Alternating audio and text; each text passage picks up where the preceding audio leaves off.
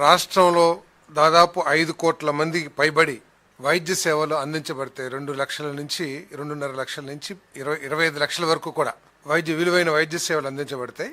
దాంట్లో ఏంటంటే 2.5 lakhs విలువైన వైద్య సేవల్ని ఇన్సూరెన్స్ కంపెనీ అందిస్తుంది. 2.5 లక్షల నుంచి 25 లక్షలు విలువ చేసే వైద్య సేవల్ని డాక్టర్ ఎన్టీఆర్ ట్రస్ట్ ఏదైతే ఉందో ఆ ట్రస్ట్ ద్వారా సేవలు అందించబడతాయని చెప్పేసి మనం చేస్తాను.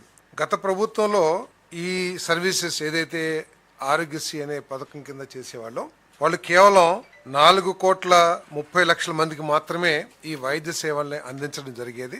అప్పుడు నాకు తెలిసి సబ్జెక్టివ్ కరెక్షన్ కేవలం 5 లక్షలు మాత్రమే వైద్య సేవలు విలువైన వైద్య సేవలు అందించేవాళ్ళు అనుకుంటాను. బట్ ఇప్పుడు 25 లక్షల వైద్య సేవలు అందించడం, అది కూడా రాష్ట్రంలో ప్రతి ఒక్కరికి కూడా only EHS employment housing scheme ఎవరైతే పొందుతున్నారో వాళ్ళకి తప్ప మిగతా వాళ్ళందరికీ కూడా రాష్ట్రంలో ప్రజలందరికీ కూడా ఈ వైద్య సేవలు అందించబడితే మనం చేస్తాను.